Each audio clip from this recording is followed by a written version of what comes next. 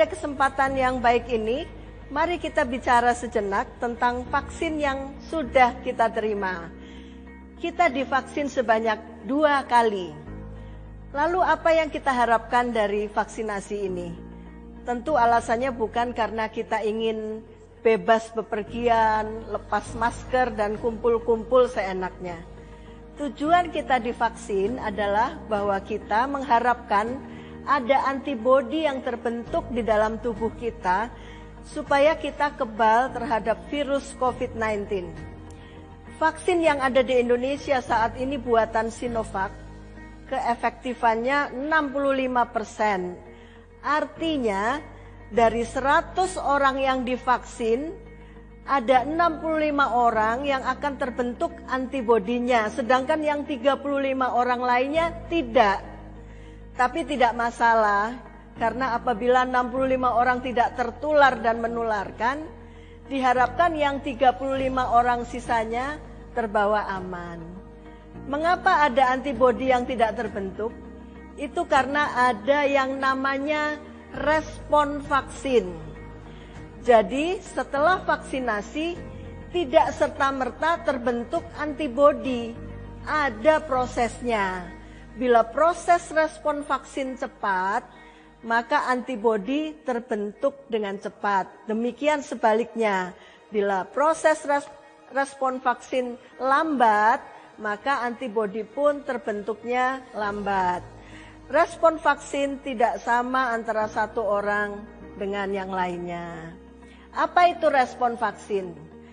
Setelah disuntikkan di dalam tubuh kita, vaksin dianggap sebagai benda asing oleh tubuh kita.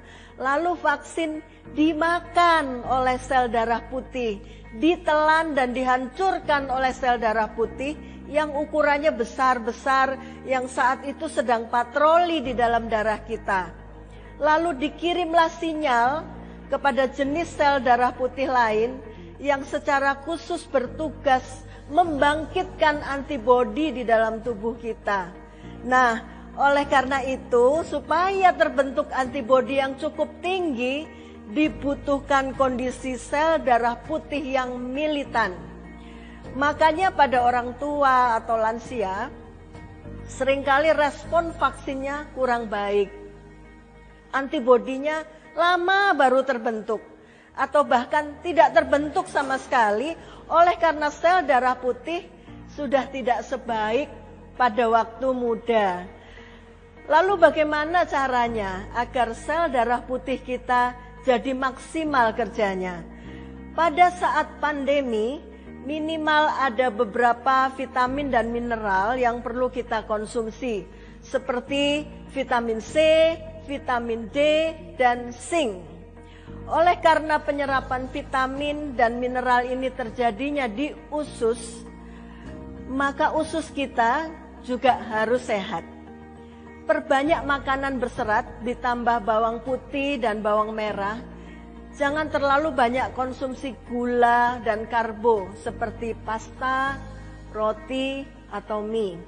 Karena makanan ini mengurangi bakteri baik di dalam usus kita.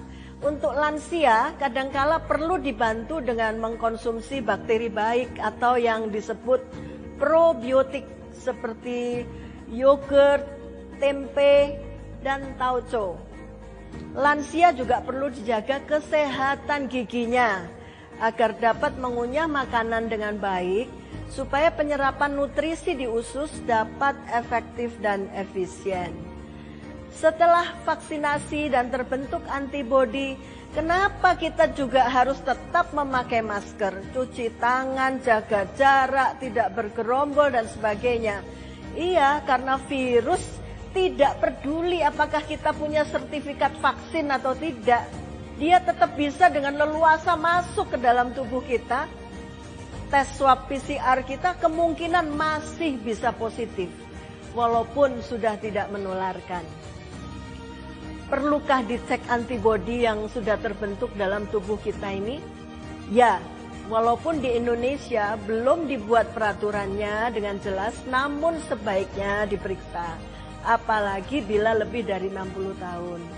Dalam 2 hingga 4 minggu setelah vaksinasi, kadar antibodi dapat diperiksa di laboratorium.